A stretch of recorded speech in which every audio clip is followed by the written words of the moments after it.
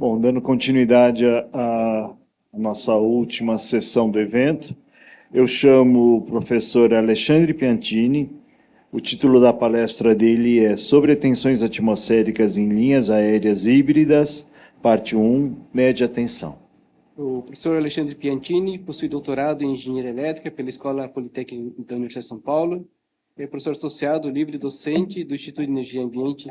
Atua no programa de pós-graduação em Energia e no programa de pós-graduação da Escola Politécnica, da USP.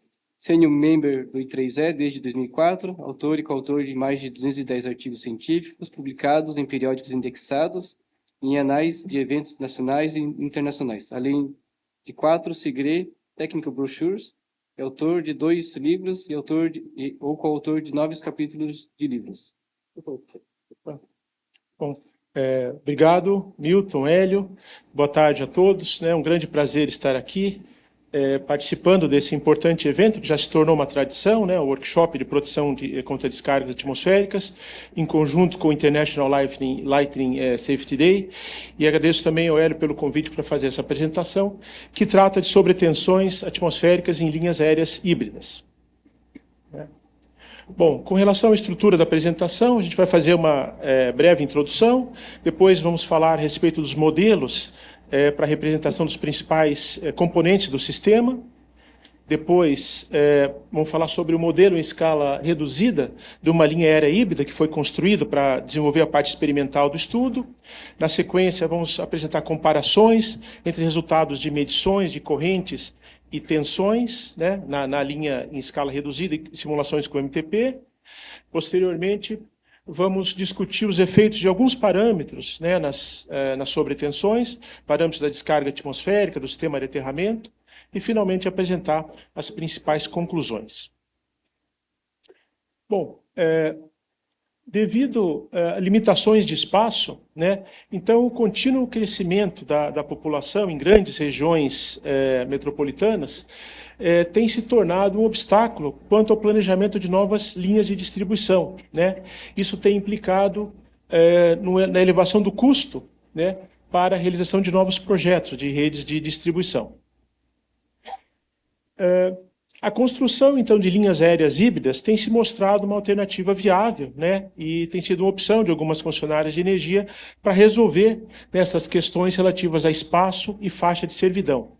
Uma linha aérea híbrida, como está indicado ali, é uma linha na qual os circuitos de subtransmissão e distribuição de energia, que podem envolver a média e também a baixa tensão, compartilham as mesmas estruturas. Então, a gente está vendo ali torres que sustentam tanto circuito de 138 kV, subtransmissão, como de média tensão, 13,8 kV.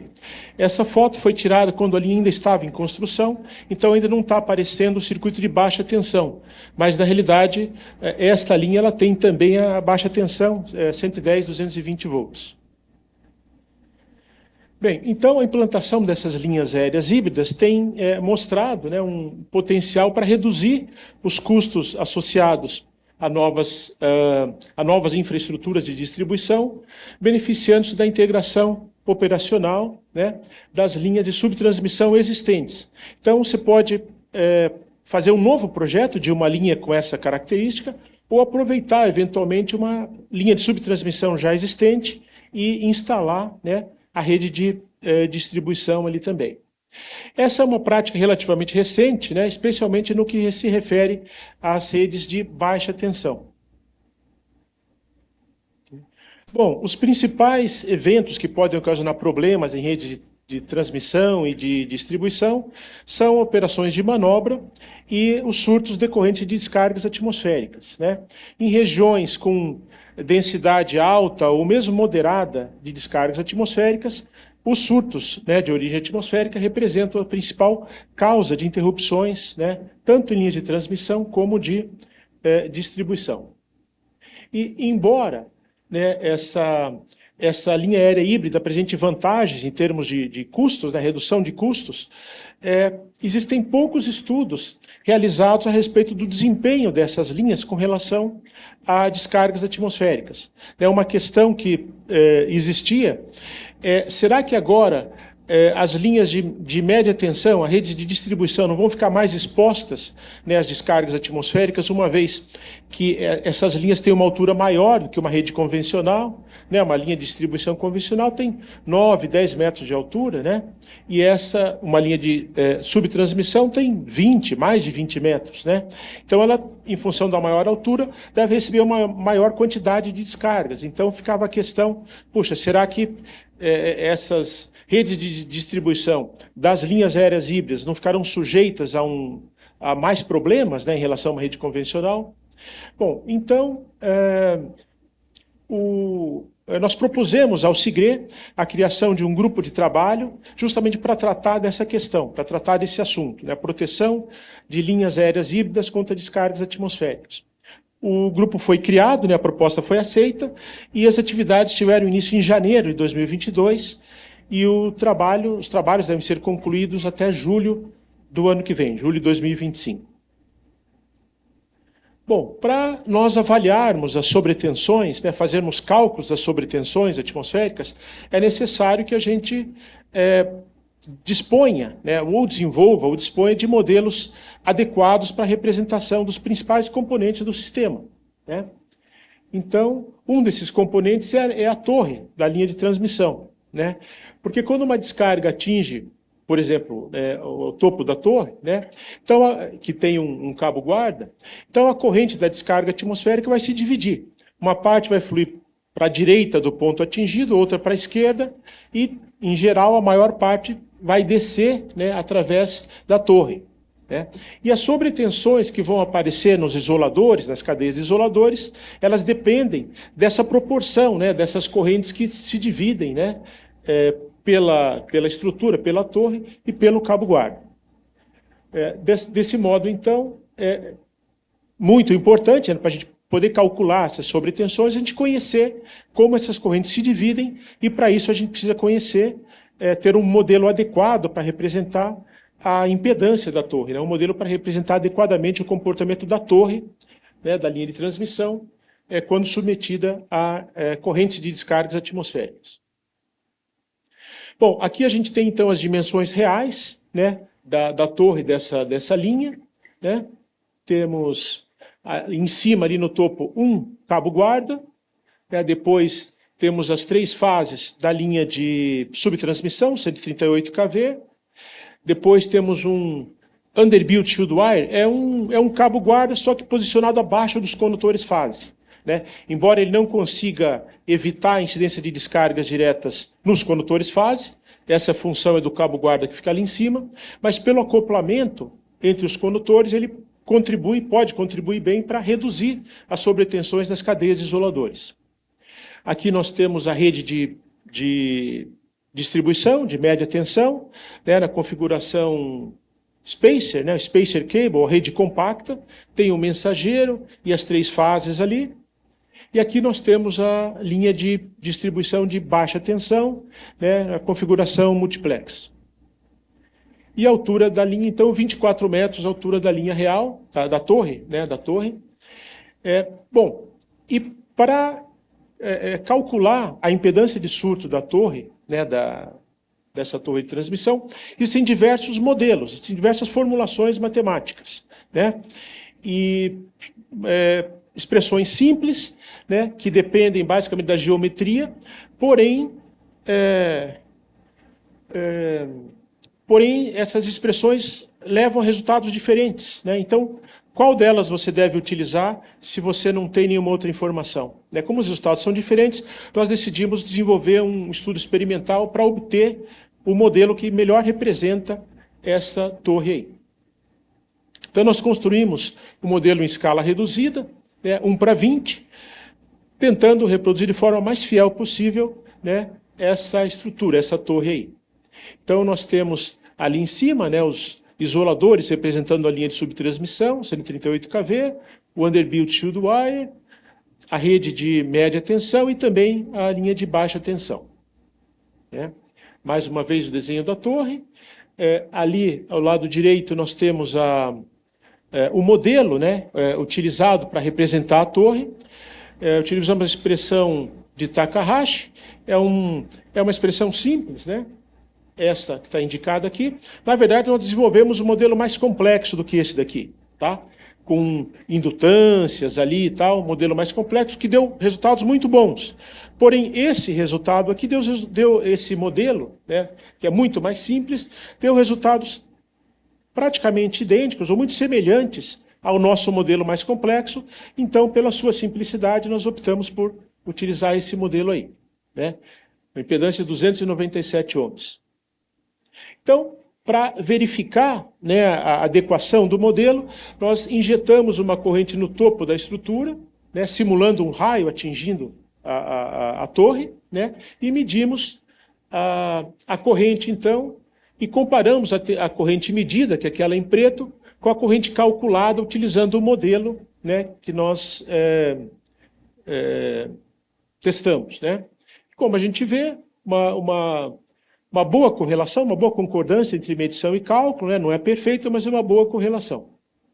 E também, aqui nós comparamos as tensões medidas no topo da torre, né? A tensão medida, desculpe, em preto, com a tensão calculada utilizando o nosso modelo, em vermelho, né? Então, uma boa concordância, tanto em termos do comportamento ao longo do tempo, como do próprio valor de pico, né, da tensão. Ali nós fizemos a mesma coisa, porém aplicando uma corrente mais lenta, que leva um tempo maior até atingir o seu valor máximo, né? Uma vez que a tensão ela depende não só da amplitude da corrente, mas também do comportamento, do tempo que ela leva para sair do zero até atingir o seu valor máximo. Tá? Então ali uma concordância melhor entre medição e cálculo da corrente, né? E aqui comparação entre as tensões medida e calculada no topo da torre, assim como no primeiro caso, uma concordância boa também, né? Então, se a gente observar, o valor de pico da corrente foi praticamente o mesmo nos dois casos, em torno de 70 miliamperes, 67, 70 miliamperes, tá? Agora, a gente vê que as tensões são bem diferentes, tá? No primeiro caso, 3 volts aproximadamente, e no segundo, 0,8 volts. Tá? Se a gente quiser levar isso para ter uma ideia, para uma situação real, né, a gente pode multiplicar esses valores aqui de tensão e de corrente por um fator de 1 milhão, por exemplo. Isso significaria que se a gente aplicasse uma corrente de em torno de 67 quiloamperes, que é uma corrente representativa de uma descarga atmosférica, o valor de pico da tensão chegaria a 3 megavolts no primeiro caso e 800, 850 kV no segundo caso. Tá? Isso para ilustrar o efeito que o tempo de frente da corrente tem.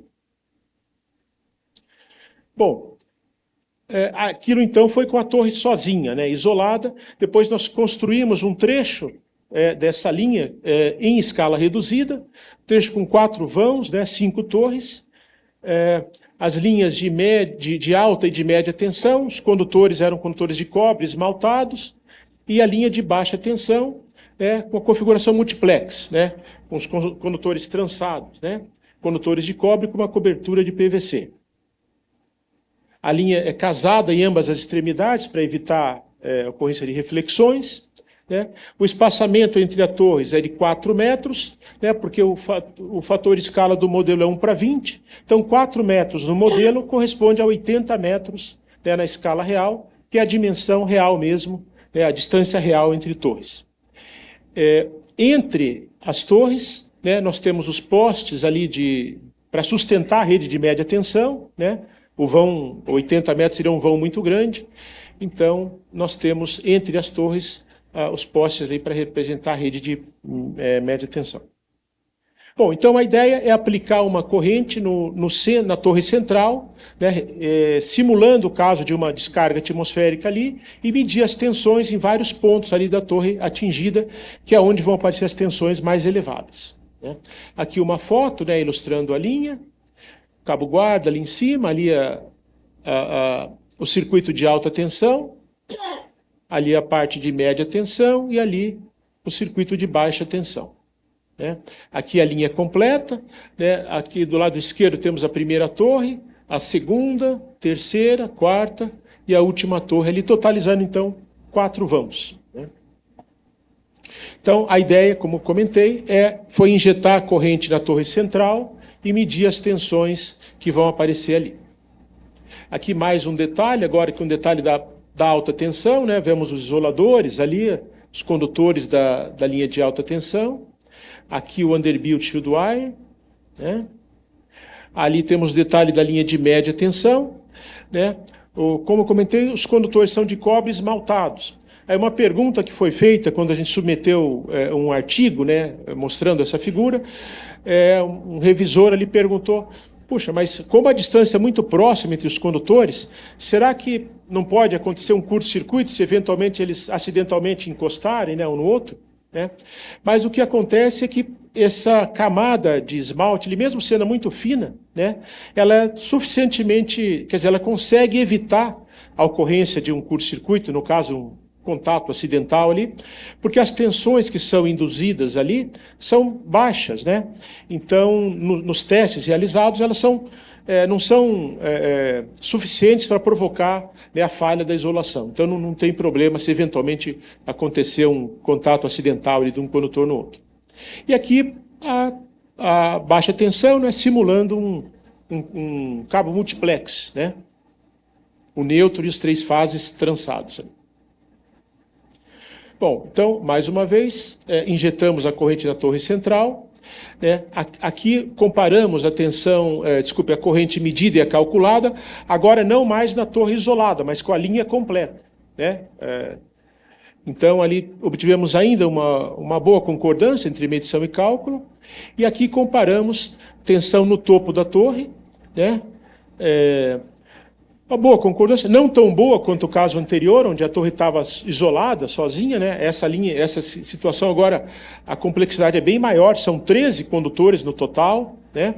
Mas ainda assim, podemos considerar uma boa concordância de tensão medida e calculada. Aqui o mesmo caso, mas o cálculo agora é feito na tensão, da tensão na fase B, a fase central da linha de 138 kV. Né? Vemos ali uma boa concordância, principalmente na parte inicial da onda, né? O valor de pico também muito parecido, e uma divergência um pouco maior na cauda. Por uma questão de tempo, não vou falar sobre isso agora, mas se depois, na parte das perguntas, alguém tiver interesse, a gente pode discutir um pouco melhor isso. E aqui uma outra comparação, a tensão no underbuilt field wire, né, medida e calculada, também valores muito próximos em termos de valor de pico, e uma boa concordância em termos do comportamento também, ainda que uma divergência um pouco maior aconteça mais na cauda ali da onda. Bom, fizemos muitas comparações, né, entre medição e cálculo, variando a amplitude da corrente, o tempo de frente da corrente, né, o valor da impedância do sistema de aterramento, variamos também o ponto de medição, né? E em todos os casos, foram talvez mais de 100, talvez algumas poucas centenas de comparações que a gente fez, com muitas variações, né? E em todos os casos, obtivemos uma boa concordância entre medição e cálculo. Essas ondas que foram mostradas não são as melhores e nem as piores, são ondas representativas, né? Nessa grande quantidade de comparações que a gente fez, nós temos alguns casos melhores do que esse, outros piores, mas esses são bem representativos dos resultados obtidos. Bom, uma vez então que nós validamos, né, não só as medições, mas também as simulações, né, feitas com o EMTP, nós passamos a estudar, então, através de simulações, o efeito de alguns parâmetros dessas tensões. Um desses parâmetros muito importantes é o tempo de frente da corrente, né? Então, fizemos aquela situação, né, jogando um raio na torre central, mas variando o tempo de frente da corrente, para verificar o efeito desse tempo de frente nas tensões na linha. Tá? Então, consideramos a linha de média tensão, né, com a rede compacta. Rede compacta é isso aqui, tem um mensageiro, é um condutor que tem a função de sustentação e também funciona como neutro, né? E as 3 fases, que são condutores com 2 ou 3 camadas isolantes, né, com um polímero, mas o principal é que esses condutores estão muito próximos, né, tem um acoplamento maior, isso acaba sendo útil, né, no sentido de promover uma redução das tensões entre os condutores. Bom, aqui então nós vemos a tensão entre o condutor fase mais baixo e a terra, né, para 3 tempos de frente, em vermelho, para um tempo de frente curto, de 1 microsegundo, que é uma corrente muito ríspida, né, a tensão pode atingir o pico de 500 kV, como a gente vê ali. Para 2 microsegundos ela já cai bastante, a onda preta chega uns 250 kV mais ou menos, e em azul a onda de tensão correspondente a uma tensão, uma corrente mais lenta, com um tempo de subida de 4 microsegundos, né? Já atingindo um valor, sei lá, uns 170 kV mais ou menos, né? Então o tempo de frente tem um efeito importante nas tensões, quanto mais curto é o tempo, maior a amplitude das tensões, né? E aqui, ali em cima, a gente vê as tensões agora entre a fase e o mensageiro, né? Ali em cima também para os mesmos tempos de frente. O comportamento é semelhante ao caso anterior, em termos de que quanto mais curto é o tempo, quanto menor é o tempo, maior é a amplitude da tensão, né? Também podemos observar que a tensão entre a fase e o nêutron é menor, né, do que a tensão fase-terra. E aqui a gente investigou o efeito da impedância do sistema de aterramento, né, que também é um fator que tem uma influência muito importante nas tensões, nas sobretensões, né? Então, aqui nós vemos então as tensões entre a fase e o terra para 3 valores da impedância do sistema de aterramento, 10, 40 e 80 ohms, como era de se esperar. Quanto maior o valor da impedância do sistema de aterramento, maior o valor da tensão, né, em termos absolutos, e quanto mais baixo o valor da impedância, então, menor é o valor da tensão. Mas, né, claramente a gente percebe que o impacto é bastante significativo. E aqui a mesma coisa, mas mostrando a tensão entre a fase e o mensageiro. Chegamos às conclusões, então. Então, bom, a ideia aqui foi mostrar alguns, né, uma parte dos resultados obtidos no âmbito do grupo de trabalho do SIGRE, né? Foram desenvolvidos modelos adequados, né, para representar a torre e os isoladores. Por uma questão de tempo, eu falei só sobre a torre, não mostrei resultado dos isoladores, mas nós fizemos também verificações em laboratório, comparamos com resultados do nosso modelo, os resultados foram bons, né? Então, construímos também um modelo em escala reduzida, com fator 1/20, né, para estudar experimentalmente as sobretensões.